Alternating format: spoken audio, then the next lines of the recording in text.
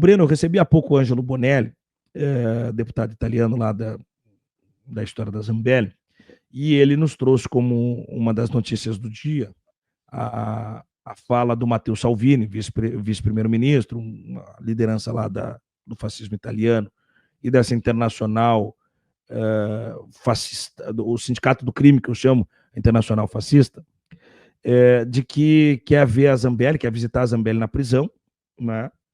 E que, segundo ele, segundo o Bonelli, a forma como se portou o Matteo Salvini é de quem vai abrir um flanco político da prisão da Zambelli na Itália. Ele vai encampar esse discurso. E ele não quis fazer muita projeção, porque afinal de contas é um terreno muito melindrado agora, porque ele está sendo muito enxergado pela imprensa mundial e como um próprio parlamentar dos interesses de caçar a Zambelli. Ele não quer ficar fechado dessa forma. Então ele tentou não projetar muitas situações, mas ele sabe que pelo discurso de Salvini agora haverá um flanco político. Você acha que nós podemos entrar num terreno muito semelhante ao de Eduardo barra Trump com Meloni, Salvini barra Zambelli? Acredito que sim, claro, com muito menor impacto, com muito menor repercussão, mas é possível. A defesa da Zambelli pode ser do interesse de setores da direita italiana que hoje governam o país, né? Embora eu não acredite que diretamente a Giorgia Meloni venha se envolver, não me surpreenderia que Salvini e outras figuras do campo ultraconservador da Itália abracem a causa da Zambelli. Agora, a repercussão é muito menor, né? Uhum. E como é que você faz, por análise, Breno, o entendimento desse momento? A Zambelli, que gozou de todos os privilégios de quem acha que, ao estilo de Vila de Novela das Oito, está acima do bem e do mal, que se diz intocável na Itália, que se enxerga como uma cidadã italiana, né?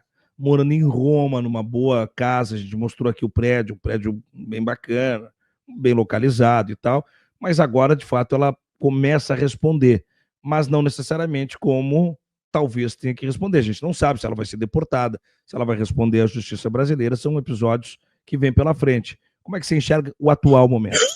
Olha, há precedentes importantes de deportação de cidadãos brasileiros com dupla nacionalidade italiana, né?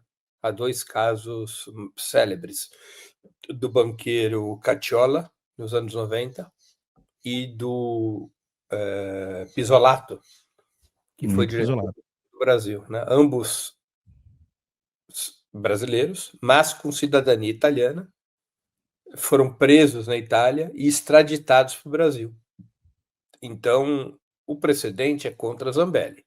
Agora, em nenhum desses dois casos anteriores, nós tivemos envolvimento de forças políticas do interior da Itália, forças políticas italianas, dispostas a transformar a situação de um preso numa causa. Se isso acontecer, muda de figura.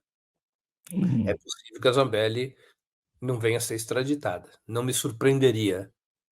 O governo italiano tem muitos mecanismos para assustar os processos judiciais. Aliás, tem mais mecanismos que no Brasil. Então, o governo italiano poderia eventualmente aceitar algum tipo de apelo ou de apelação dos advogados de Zambelli e sustar o processo na Itália. A própria Zambelli diz que tem interesse no julgamento italiano, porque considera lá uma democracia, coisa que aqui não é. Como é que procederia isso agora? Porque julgada ela já foi aqui. Se abriria um novo julgamento ou só a execução de pena se daria lá, Breno? Você tem essa informação? Há uma controvérsia sobre isso, mas há uma regra estabelecida na União Europeia.